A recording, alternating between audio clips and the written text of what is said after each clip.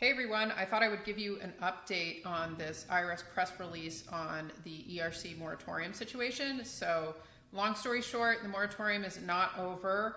Basically what this update released to the public is just letting everybody know that they're working on it. Basically they've got 1.4 million returns in backlog right now. About over 800,000 of those are pre-moratorium claims. So those are claims that were filed prior to September. And they basically, of their whole population, they said that they've looked at about 1 million returns here. So they've looked at more than 1 million returns, but they've got like 1.4. So they're like maybe 2/3 of the way through their backlog. But they basically broke up those groups, and it represents about 86 billion. Not super surprised there, but they broke them up into 3 groups, and they said between 10 to 20% just look outright improper. They're going to deny those claims.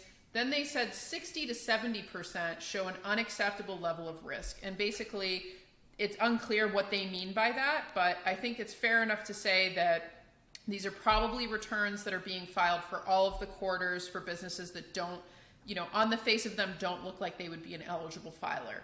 So they either are in a jurisdiction that had low restrictions in an industry that probably wasn't that impacted. But I'd be very interested to hear about how they determined this and what they were looking at, just because when you do these filings for these credits, there's hardly any information that gets provided to the IRS on the original filing as part of the program, because you're filing on an amended 941X return and you're just adjusting a couple of numbers and then putting in the description at the end of how you thought you were eligible, why you're making the changes. But that's not really something that is an automated function where they're going to be able to see it. And because the way that companies and organizations file for this credit is you have to show either a decline in gross receipts on a quarterly basis, or you have to show a more than nominal impact on the business coming directly from government order interference, the IRS doesn't get that information when you do these filings for these returns. So it's really hard for them to determine on the initial filings the risk profile because they just don't have the information. Now, what they do have the information about is they can go up and look, how long were restaurants closed in California?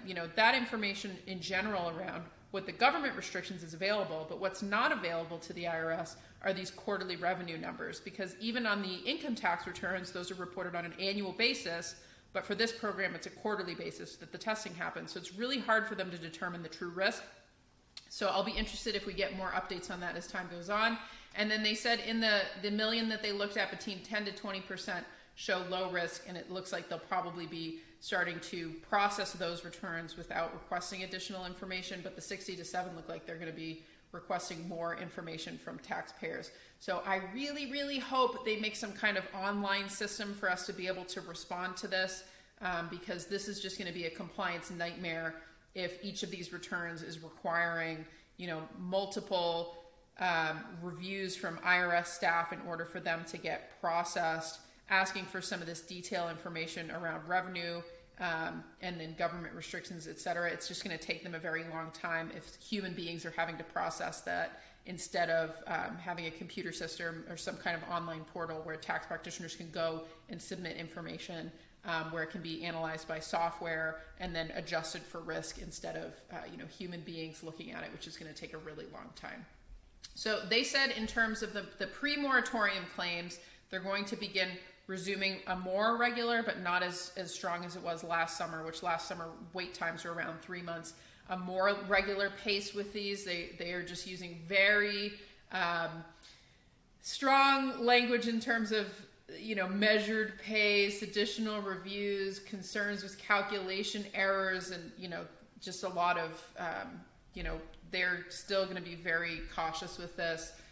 They're also really concerned about this announcement pushing promoters to get out there and start trying to push people to do filings again. Now, just so you know, the 2020 program for this is closed. That statute of limitations has passed. But for 2021, the program still is open. So if you have an organization who is eligible for it, you can file for it. But the IRS is really going to highly scrutinize these. So you need to be very careful if you're going to do a submittal, that you're meeting all the requirements.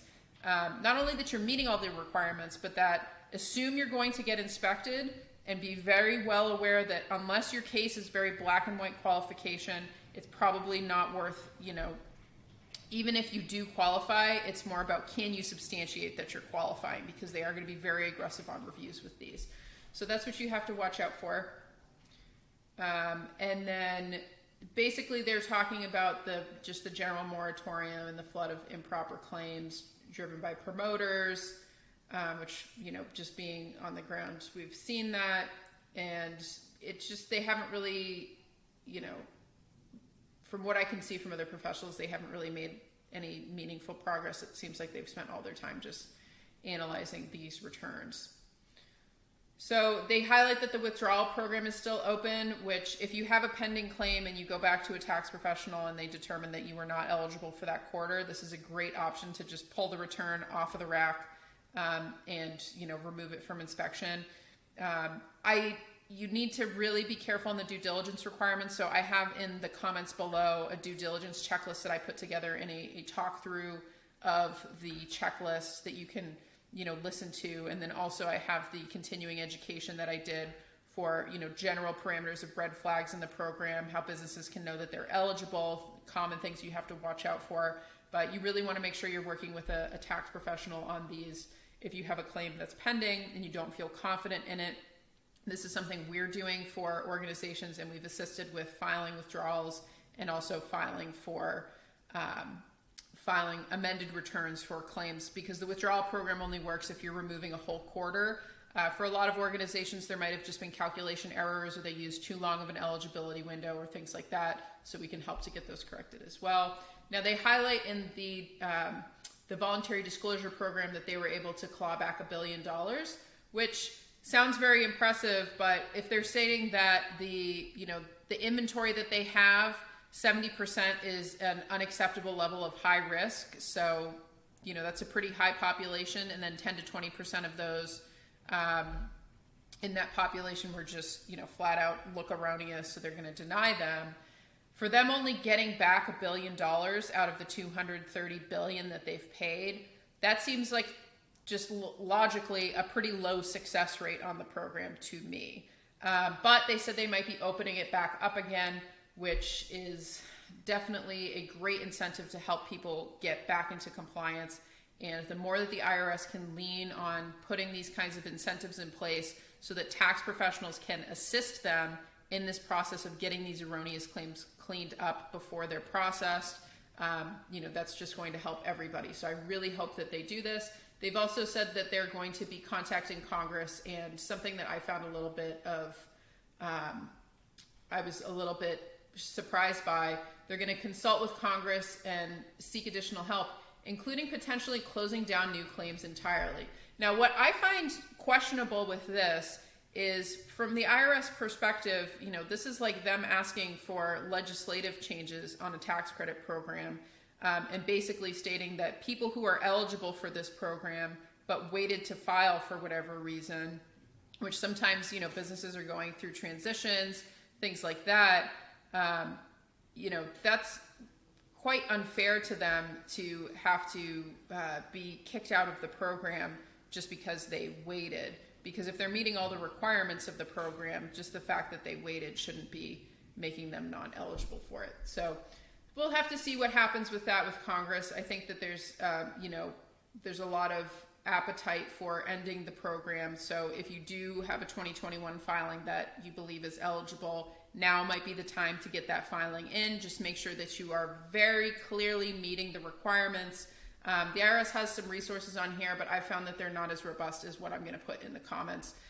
If you want to watch that walkthrough, the due diligence checklist, and then the talk through on the due diligence checklist to help you see if you're getting through that. And obviously, if you have a specific case that needs review, this is something that our team is assisting with in terms of substantiating documentation for claims that are, the calculations are fine, but maybe you're missing some government orders or things like that that you need, or getting claims corrected that are maybe overclaimed, or you're in the gray zone and can't comfortably get into black and white, knowing what your risk profile is and being able to make an educated decision around, should you just withdraw the claim, or, can you get it better substantiated and have a higher risk of, a higher opportunity of success under inspection. But I'd say for anybody, they're considering 60 to 70% are an unacceptable level of risk, of the ones that they don't just outright deny, which they say is going to be about 10 to 20%. So just assume that you are going to get inspected. And if you have that assumption and you do your due diligence now and you prepare for that, you really have nothing to be worried about. And if you go through that due diligence process and you realize that you're not actually eligible or there's some material errors in your filings, now is the time to get that corrected. So I hope this was helpful for everybody, and resources below. Looking forward to giving you more updates as we get more information about the program.